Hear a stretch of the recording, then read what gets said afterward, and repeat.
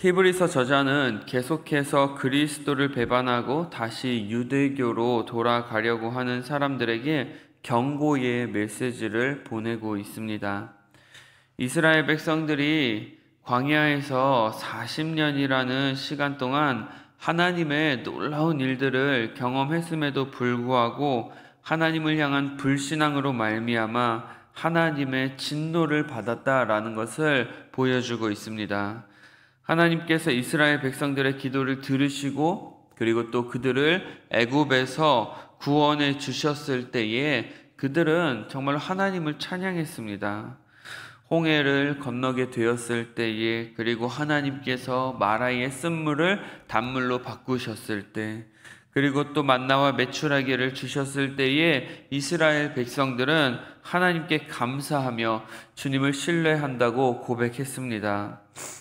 하지만 이스라엘 백성들이 힘들고 어려운 상황에 처할 때마다 그들은 하나님께 불평하고 원망하는 모습을 보여주었습니다. 그래서 그들은 차라리 우리가 애굽에서 나오지 않았으면 좋았을 뻔했다라고까지 말을 하죠. 그리고 하나님께서는 그들의 그 모든 말을 다 들으셨습니다. 그래서 결국 그들의 불신앙으로 인해 이스라엘 백성들은 하나님이 약속하신 가나안 땅으로 들어가지 못하고 모두 광야에서 죽고 맙니다. 여러분, 우리들의 모습은 어떻습니까?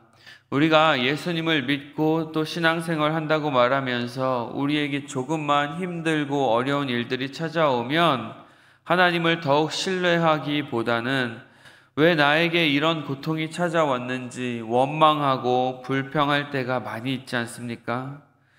또한 교회에 나와서 열심히 헌신하고 봉사하고 섬기다가도 일이 마음대로 풀리지 않거나 혹은 또 어떤 사건으로 인해 다른 사람들과 의견 충돌이 있고 그로 인해서 관계가 깨어지고 할 때면 내가 왜 이런 일을 시작해서 괜히 사서 고생을 하나라는 후회가 밀려오기도 합니다. 그리고 또 열심히 신앙생활을 하다가 돈이나 명예, 성적인 유혹에 빠져 하나님을 떠나는 경우들도 우리가 많이 볼 수가 있습니다. 저는 저와 여러분들이 우리의 어떤 감정이나 상황과 환경에 근거한 신앙생활을 하는 자들이 되지 않기를 원합니다. 잘 될 때는 하나님을 찬양하다가도 조금만 힘들고 어려우면 불평불만하는 것이 아니라 어떤 상황과 환경 속에서도 우리를 구원해 주신 그 놀라우신 하나님의 은혜를 근거로 해서 언제 어디서나 어떤 상황에서도 주님을 믿고 신뢰하는 성도들이 되어지기를 원합니다. 오늘 12절 말씀에 보면 너희는 삼가 혹 너희 중에 누가 믿지 아니하는 악한 마음을 품고 살아계신 하나님에게서 떨어질까 조심하라 라고 그렇게 기록하고 있습니다.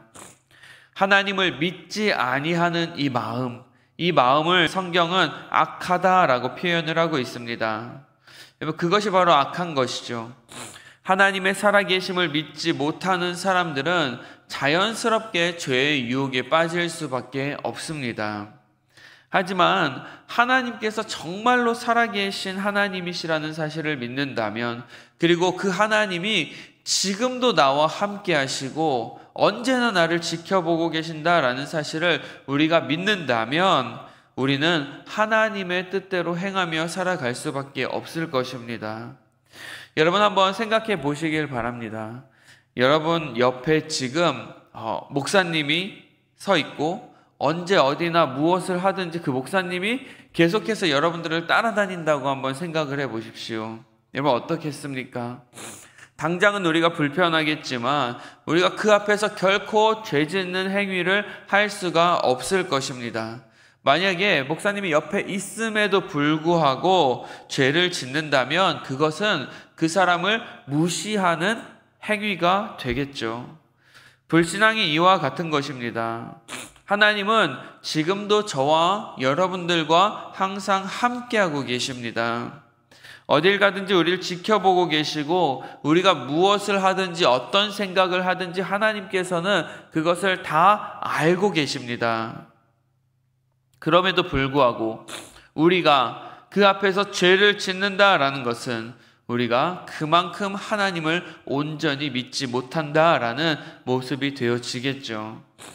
오늘 이 시간 저는 저와 여러분들이 그 하나님을 정말로 믿는 자들이 되기를 원합니다. 살아계신 하나님, 그리고 지금도 나와 함께 하시는 하나님, 지금도 나의 모든 마음을 다 알고 계시고 나의 말과 행동을 다 지켜보고 계시는 그 하나님, 그 하나님이 우리 하나님이심을 여러분 믿으시기를 바랍니다. 하나님께서 지금 눈 시퍼렇게 뜨고 우리를 바라보고 계신데 어떻게 우리가 감히 그 앞에서 거짓된 말과 행동을 아무렇지도 않게 할 수가 있겠습니까? 그런데 우리 중에 찾아오는 미혹과 그리고 또 죄의 유혹들로 인해서 우리는 하나님을 잊고 살아갈 때가 있습니다. 따라서 하나님께서는 우리들에게 공동체라는 것을 선물로 주셨습니다. 오늘 본문은 오직 오늘이라 일컫는 동안 매일 피차 권면하여 너희 중에 누구든지 죄의 유혹으로 완고하게 되지 않도록 하라라고 말씀하고 있습니다. 그 당시에 그리스도교로 개종한 유대인들은 안으로는 열심 있는 유대인들로부터 그리고 또 바깥으로는 로마의 정권으로부터 박해와 위협을 당했습니다. 따라서 매일의 삶 속에서 언제든지 그들은 예수 그리스도를 향한 신앙을 버리고 다시 유대교로 돌아갈 수 있는 그러한 여지가 많이 있었다라는 것입니다. 그래서 서로 권면해서 하나님으로부터 떨어지지 않도록, 즉 서로의 신앙을 붙들어 줄 수 있기를 권면하고 있는 것입니다. 그래서 전도서 4장 12절 말씀에도 보면 한 사람이면 패하겠거니와 두 사람이면 맞설 수 있나니 세 겹줄은 쉽게 끊어지지 아니하느니라 라고 기록하고 있습니다. 그래서 우리 옛말에도 그런 말이 있죠. 빨리 가려면 혼자 가고 멀리 가려면 같이 가라 라는 그러한 말이 있습니다. 미국 캘리포니아에 레드우드라는 그 참나무가 있다고 해요. 그런데 이 참나무의 수명은 한 2000년에서 3000년 정도 되어지고 높이가 100m가 넘고 그리고 그 둘레도 8m에서 9m 정도 되는 큰 나무입니다. 이렇게 큰 나무가 어떻게 그 캘리포니아의 그 비바람을 뚫고 계속해서 그렇게 자랄 수 있었을까요?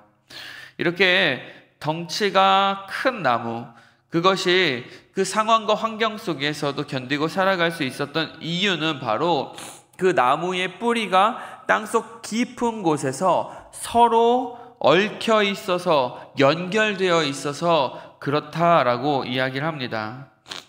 여러분, 우리들의 신앙도 마찬가지입니다. 혼자서는 유혹과 그리고 시련에 부딪혀 넘어질 수밖에 없는 연약한 존재들이지만 우리가 교회라는 이 공동체 안에, 이 울타리 안에서 정말로 서로가 그리스도 안에 연결되어 있을 때에 우리는 모든 환난을 극복할 수가 있는 것입니다. 13절 말씀에 보면 피차 권면하는 것을 오늘이라고 일컫는 동안에 해야 된다라고 말씀하고 있죠. 여러분, 이것은 각 사람에게 생명이 있는 동안에, 아직 기회가 있는 동안에 해야 한다라는 것으로 그 기간이 영원하지 않고 제한적이라는 것을 우리에게 말씀해 주고 있는 것입니다. 오늘이라는 이 시간은 한번 지나면 다시 돌아오지 않는 시간이죠. 어제는 이미 지나가서 우리가 되돌릴 수 없는 시간이고 미래는 아직 오지 않은 불완전하고 불확실한 시간인 반면에 오늘이라는 시간은 지금 우리 가운데에 있는 시간입니다. 따라서 유한한 우리들이 오직 하나님과의 관계를 맺을 수 있는 시간이 있다면 그것은 바로 오늘이라는 이 시간입니다. 따라서 그분의 뜻을 따라 행하려고 한다면 우리는 오늘 해야 되는 것이고 하나님의 은혜를 받고자 한다면 오늘 받아야 합니다. 그리고 오늘 이 시간에 유혹에 빠지지 않도록 다른 사람들을 서로 돌보아 줄 수 있어야 한다라는 것이죠. 여기서 서로를 권면한다라는 이 단어가 현재 명령형으로 쓰였는데 이것은 지속해서 권면하라라는 의미를 담고 있습니다. 그러니까 한 번 권면하고 한 번 돌아보아 주고 끝이 아니라 그것을 지속해서 하라는 거예요. 주일에 하루 와서 그냥 그때만 얼굴 보고 잘 지냈습니까? 하고 안부를 묻고 끝나는 것이 아니라 여러분 서로 그것을 매일매일 그렇게 하라는 것이죠. 성도들 사이에 친밀한 관계가 그렇게 유지될 수 있어야 된다라는 사실입니다. 여러분, 우리 교회 공동체의 모습을 한번 돌아봤으면 좋겠습니다. 여러분들은 얼마나 서로를 위로하고 돌보며 권면하고 계십니까? 서로에 대한 영적인 상태에 대해서 우리는 얼마나 잘 알고 있습니까? 혹시 우리 주변에 힘들고 어려운 상황으로 인해서 믿음이 약해져 있는, 혹 하나님에게로부터 멀어지려고 하는 성도들이 우리 가운데에 있진 않습니까? 에베소서 말씀을 보면 우리 각 사람은 예수 그리스도 안에서 함께 지어져가는 하나님의 처소다라고 기록을 하고 있습니다. 우리 함께 지어져가는 자들이라는 거예요. 나만 잘나서 나만 열심히 해서 되는 것이 아니라 내가 열심히 하는 만큼 옆에 있는 사람을 같이 끌어주고 밀어주면서 우리가 하나님의 공동체를 이루어 가야 하는 하나님의 각 지체라는 것이죠. 유기체라는 것입니다.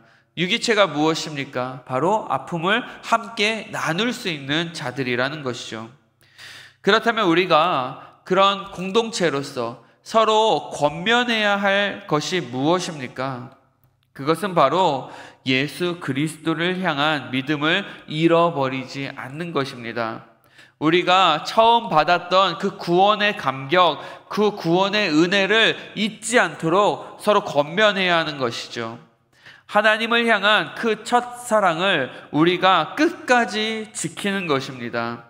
그래서 14절 말씀을 보면 우리가 시작할 때에 확신한 것을 끝까지 견고히 잡고 있으면 그리스도와 함께 참여한 자가 된다라고 기록을 하고 있습니다. 여러분, 처음 시작도 중요하지만 마무리 역시 중요합니다. 이스라엘 백성들이 애굽으로부터 구원받았음에도 불구하고 하나님이 약속하신 그 가나안 땅에 들어가지 못한 이유가 무엇입니까? 오늘 19절 말씀해 보면 그들이 믿지 아니함으로 능히 들어가지 못했다라고 기록하고 있습니다.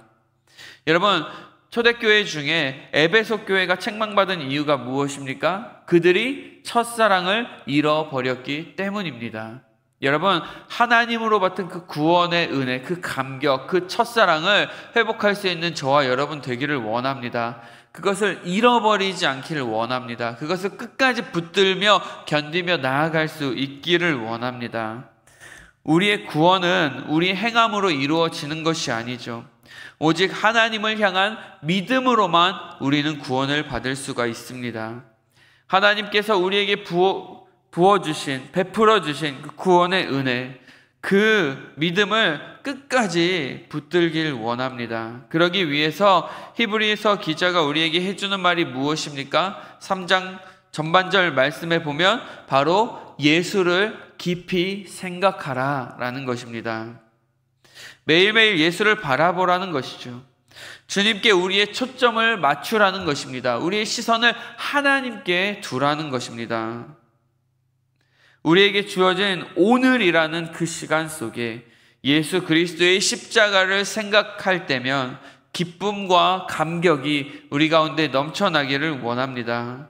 그리고 혹시 우리 주변에 죄의 유혹 혹은 힘들고 어려운 상황과 환경으로 인해 그 믿음을 잃어버리고 그 감격을 잃어버린 채 하나님으로부터 멀어지고 있는 성도들이 혹 우리 주변에 있다면 그들을 붙들어주고 권면해 줄 수 있는 저와 여러분들이 되기를 간절히 축복합니다. 그래서 우리 공동체가 하나님 앞에 바로 설 수 있고, 그리고 우리 교회 안에 있는 그 어느 누구 하나 하나님으로부터 떨어져 나가는, 파선되는 일이 없도록 우리가 서로를 잘 지켜줄 수 있는 귀한 공동체 되어질 수 있기를 간절히 축복합니다. 함께 기도하겠습니다.